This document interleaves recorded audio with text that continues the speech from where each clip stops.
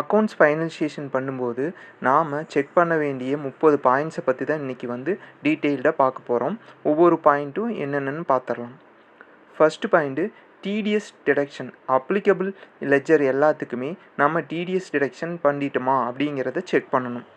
ரெண்டாவது பாயிண்ட் நம்ம புக்கில் காமிக்கிற க்ளோசிங் ஸ்டாக்கை ஃபிசிக்கல் வெரிஃபிகேஷன் பண்ணி குவான்டிட்டி எல்லாம் கரெக்டாக இருக்கான்னு செக் பண்ணிக்கணும். மூணாவது பாயிண்ட்டு லோன் அண்டு ஃபிக்ஸ்டு டெபாசிட்டுக்கான ஸ்டேட்மெண்ட் நம்ம வாங்கி அதை வெரிஃபை பண்ணிக்கணும். நாலாவது பாயிண்ட்டு எல்லா பார்ட்டிகிட்டிருந்தும் சண்டி கிரெடிட்டார்ஸ் சண்டி டெட்டார்ஸ் எல்லா பார்ட்டிகிட்டிருந்தும் balance confirmation வாங்கியிருக்கணும்.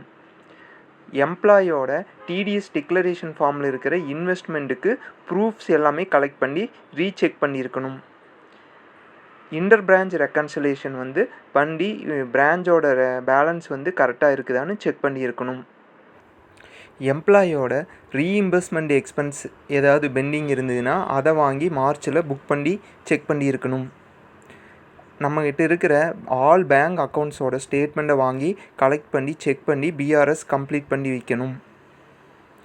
GSTR 2A 2B download பண்ணி அதில் இருக்கிற இன்புட் டேக்ஸ் ஏதாவது மிஸ் ஆகிருக்கா அப்படின்னு புக்ஸோட வெரிஃபை பண்ணி வைக்கணும். நம்ம ஜிஎஸ்டி இன்புட் கிளைம் பண்ணியிருக்கிற எல்லா பில்ஸுக்கும் கரெக்டான டைமில் பேமெண்ட் பண்ணிட்டோமா அப்படிங்கிறத செக் பண்ணணும். ஜிஎஸ்டி பேமெண்ட் கரெக்டாக பண்ணியிருக்கோமா அப்படிங்கிறத டபுள் செக் பண்ணிக்கணும். டிடிஎஸ் டிடக்ஷன்ஸ் அப்ளிகபிள் ஆல் லெட்ஜருக்கும் கரெக்டான ரேட்டில் பிடிச்சிருக்கிறோமா அப்படிங்கிறத டபுள் செக் பண்ணிக்கணும். அட்வான்ஸ் டேக்ஸ் அப்ளிகபிள் இருந்ததுன்னா அதை கரெக்டான டைமில் பேமெண்ட் பண்ணியிருக்கிறோமா அப்படிங்கிறத செக் பண்ணிக்கணும். ஃபாரின் எக்ஸ்சேஞ்சு சம்மந்தப்பட்ட கம்பெனியாக இருந்ததுன்னா அதனோட அந்த ஃபாரின் வேல்யூக்கு ஃப்ளக்சுவேஷன்ஸ் ஏதாவது இருந்தால் அதை புக் பண்ணணும். அன்கன்சியூம்டு டேக்ஸ் சலான்ஸ் ஏதாவது இருந்ததுன்னா நம்ம புக்ஸோட அந்த வேல்யூ போர்ட்டலில் மேட்ச் ஆகுதாங்க செக் பண்ணணும். மார்ச் மந்த் ஜிஎஸ்டி லெட்ஜரோட பேலன்சஸ் போர்ட்டலில் இருக்கிற லெட்ஜரோட மேட்ச் ஆகுதா அப்படிங்கிறத செக் பண்ணிக்கணும். அட்வான்ஸ் ரிசீவ்டுக்கு ஜிஎஸ்டி டேக்ஸ் பேமெண்ட் பண்ணிட்டோமா அப்படிங்கிறத செக் பண்ணிக்கணும். டிடிஎஸ் அப்ளிகபிள் பார்ட்டிக்கு நம்ம அட்வான்ஸ் பேமெண்ட் பண்ணியிருந்தோம்னா அதுக்குரிய டிடிஎஸ் டிடக்ஷன்ஸ் பண்ணிட்டோமா அப்படிங்கிறத நாம் செக் பண்ணிக்கணும். இஎஸ்ஐ பிஎஃப் அப்ளிகபிள் இருந்ததுன்னா அதுக்குரிய டிடக்ஷன் கரெக்டாக பண்ணியிருக்கிறோமா, அதுக்குரிய பேமெண்ட்ஸ் கரெக்டாக பண்ணியிருக்கிறோமான்னு பார்க்கணும். ஜிஎஸ்டி ரீஃபண்ட் அப்ளை பண்ணியிருந்தோம்னா அதுக்குரிய டைம் லிமிட்டை கரெக்டாக நம்ம செக் பண்ணிக்கணும். டைரக்டரோட சேலரி எவ்வளோ புக் பண்ணணும் அப்படிங்கிறத மேனேஜ்மெண்ட்டோட நம்ம டிஸ்கஸ் பண்ணிக்கணும்.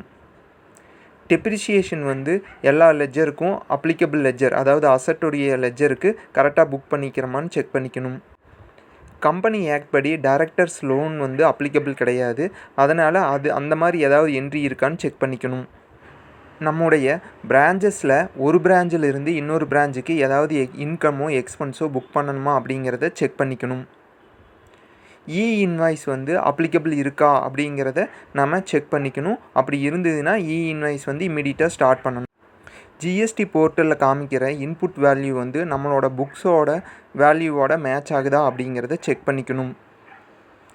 GST 3B with books, GSTR 1, GSTR 1 with books, GSTR 2A with 3B, 2A with books கரெக்டாக மேட்ச் ஆகுதாங்கிறத செக் பண்ணிக்கணும். LUT அப்ளிகபிள் இருந்ததுன்னா அது கரெக்டான டைமில் அப்ளை பண்ணி வாங்கியிருக்கோமா அப்படிங்கிறத செக் பண்ணிக்கணும்.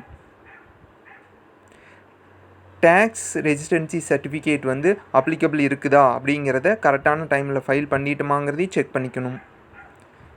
ஏஎஸ் இன்ஃபர்மேஷன் நம்மளோட புக்ஸோட வேல்யூவோட கரெக்டாக மேட்ச் ஆகுதா அப்படிங்கிறத நம்ம செக் பண்ணிக்கணும். ஸோ இந்த 30 பாயிண்ட்டும் நம்ம கண்டிப்பாக செக் பண்ண வேண்டிய பாயிண்ட்ஸ். ஸோ இந்த மாதிரியான டேக்ஸ் இன்ஃபர்மேஷன் மற்றும் அக்கௌண்டிங் சம்மந்தமான இன்ஃபர்மேஷனுக்கு நம்ம சேனலை நீங்கள் ஃபாலோ பண்ணுங்கள். தேங்க்யூ.